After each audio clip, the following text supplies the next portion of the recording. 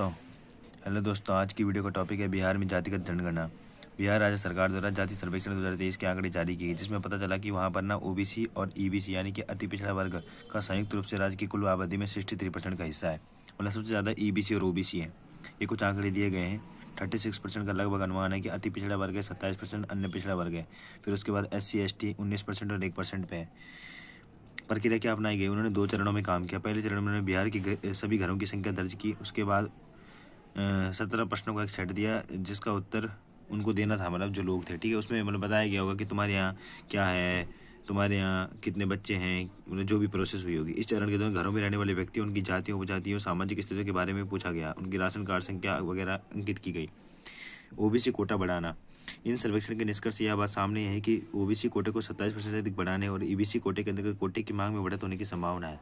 निष्कर्ष ये निकले हैं ना, क्योंकि सबसे ज़्यादा लोग वही निकले, तो कहीं ना कहीं सरकार उनके हितों के लिए कार्य करेगी।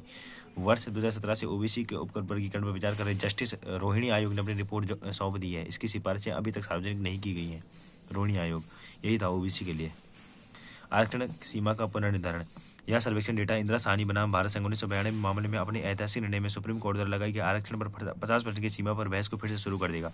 इंदिरा साहनी बनाम भारत संघ मामले में 50% की सीमा दी गई थी कि 50% से ऊपर आरक्षण नहीं दिया जाएगा।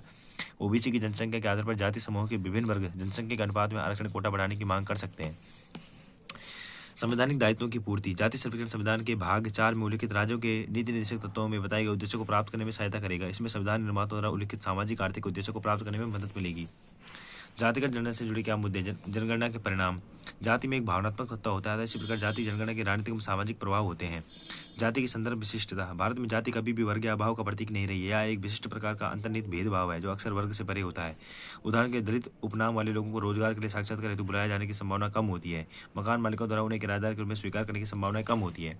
भारत में अंतिम जातिगत जनगणना कब हुई थी? 1931 में हुई थी, अगली बार, ठीक है। यह जाति जनगणना मंडल आयोग की रिपोर्ट और उसके बाद सरकार द्वारा अन्य पिछड़ा वर्गों के लिए आरक्षण नीतियों के क्रियान्वयन का आधार बनी। 2011 की जनगणना हुई थी। 2011 की जनगणना आज़ादी के बाद पहली ऐसी जनगणना है जिसमें जाति आधारित डेटा एकत्र किए गए थे। हालांकि जाति आधारित नहीं थी, लेकिन जाति आधारित डेटा इसमें एकत्र किए गए थे, पूर्णता नहीं थी। वर्ष 2011 की जनगणना आज़ादी के बाद पहली थी। हालांकि राजनीतिक पक्षपात और अवसरवादिता के भय से जाति से संबंधित आंकड़े सार्वजनिक नहीं किए गए। दिए तो गए थे इसमें जाति से संबंधित आंकड़े, लेकिन कभी वो नहीं हुए, हो क्या बाहर नहीं निकले। उसके बाद जनगणना की उत्पत्ति 1881 में औपनिवेशिक काल में हो गई थी। जनगणना कार्य का विकास होता गया, जिसका प्रयोग सरकार द्वारा नीति निर्माताओं ने इत्यादि लोगों ने भी किया। सामाजिक आर्थिक और जाति जनगणना। SECC पहली बार 1931 में आयोजित की गई थी। SECC का उद्देश्य ग्रामीण और शहरी दोनों क्षेत्रों में प्रत्येक भारतीय परिवार से आंकड़े एकत्रित करना था, उनकी आर्थिक स्थिति का अनुमान लगाना था। जनगणना और SECC के बीच अंतर क्या है? सामान्य जनगणना और सामाजिक जनगणना के बीच अंतर क्या है? जनगणना भारतीय जनसंख्या का वर्णन करती है, जबकि SECC उन्हें सरकार द्वारा समर्थित लाभार्थियों की पहचान करती है कि किन लोगों को लाभ मिलना चाहिए।